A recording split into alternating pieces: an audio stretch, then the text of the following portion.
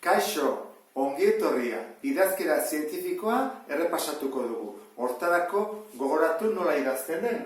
Izaten ditugu bi biderkagai edo faktore. Aurrekoa A, izango litzake balio absolutua bat eta 10 artean dagoen zenbaki bat. Bat sartzen da, tartekoa da, baina 10 ez. Beraz izan behar du. Bat baina handiagoa edo berdina eta 10 baino txikiagoa. Bere balio absolutua. Horrek esan nahi du, negatiboa ere izan daitekela. Eta bestetik, 10 ber zenbaki bat. K eta K zenbaki hori da, zenbaki oso bat. Izan daiteke baita ere positiboa edo negatiboa. Eta horri, K horri, berretzaileari deitzen diogu magnitude ordena. Orduan, orden hori aldatzerakoan, adibidez, bi aldatzerakoan, gauzak asko aldatzen dira. Pentsa dezagun txingurri batean. Txingurri baten magnitude ordena zein dira zentimetroak. Eta bi magnitude ordena aldatzerakoan metrotara pasatzen ganean, zer agertzen gea gu. Orduan, bi magnitude ordena aldatzerakoan begira, txingurritik pasatzen gera gure tamainako errealitatera. Orduan, pentsa, ze gertatzen den, 4 magnitude ordena aldatzen direnean, 5 edo 6, ezta? Orduan, hau oso importantea da, magnitude ordena. Lehenengo zenbakiak idazkera zientifikoan nola jartzen ditugun gogoratuko dugu. Az gaitezen, hau, zer dago? Idazkera zientifikoan ez, zergatik? 10 baino handiagoa delako. Esan dugu aurreko faktoria edo biderkagaia izan behar dula bat eta 10 artean. Orduan, zer egin behar dugu? Bihurte eta faktoria erabili idaz bezala, edo beste modu bat azkarraga oraindik esango dizutana. Zer egin behar dugu? Txikitu, ezta? Zenbat? Magnitude bat. Orden bat bakarra. Txikitzen badugu, magnitude ordena bat, zein behar dugu hemen? Handitu. Zergatik?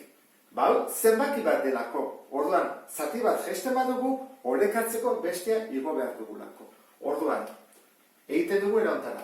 Jetsi dugu magnitude bat, ezta? Ordena. Editzen da, 3,26.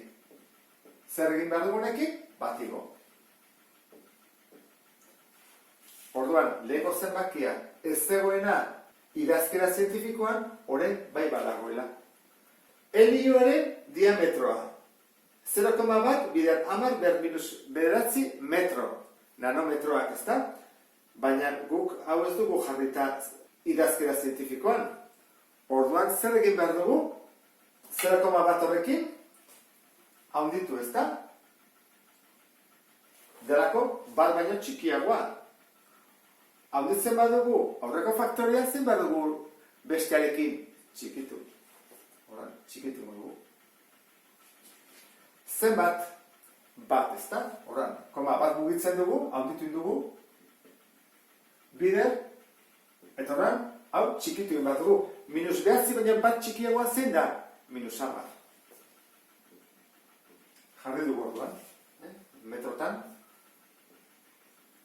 Argi urte bat, luzera distantzia da, ezta? Kilometrotan dagoelako. Hori zenbat da? 3, 6, 9 bilioi, baina gehiago. Hori jarriko dugu idazkera zientifikoan. Koma nun jarri behar dugu hemen, ezta? 9 eta gero. Jarri dugu 9 eta gero, koma, eta gero 46. Hemen, 10 ber, eta hor, zenbaki bat jarri behar dugu. Zer egin dugu hemendik honea pasatzeakoan? Zenbakia handitu edo txikitu? Txikitu ez? Betu za handia zen lehen, eta betu ze txikia den. Horan, hau, txikitu bat dugu, zein bat dugu hau? Handitu. Eta zenbat, guazik usteak koma zenbat mugitu den, ze asunto da koma mugitzea. 1, 2, 3, 4, 5, 6, 7, 8, 9, 10, 11, 12. Orduan, hor dago. 9,46 bider 10 ber 12. Guk zenbaki hauekin erresago egitetugu batuketa, biderketa, zatiketak, eta ez zenbaki arraldoi hauekin, ez da. Simplea da guretzako. Hurrengoa, koronavirusaren luzera. Metrotan dago, argi dago oso txikia dela, ez da? Oso txikia. Bueno, hau baino, zer, txikiagoa da handiagoa. Hau baino handiagoa eta hau baino txikiagoa. Zenbaki hau handiagoa da. Komatik gertuago dago. Hoi urrutiagoa dago, beraz txikiagoa da. Guazen jartzea pixka bat hobetu, ezta? Hau, zeingo dugu zenbakia, handitu ez, oso txikia dago, zenbat? 1, 2, 3, 4, 5, 6, 7, 8, 5 eta gero jarri behar dako koma. 5 eta gero, baina ez dugu jarriko zerre, koma gabe, Eta zenbat esan dugu? Esan dugu, ez da? 1, 2, 3, 4, 5, 6, 7, 8. Horran da, 10 ber. Zein dugu, zenbakia txikitu eta handitu. Lehen zen oso txikia, oanda oso handia, 5.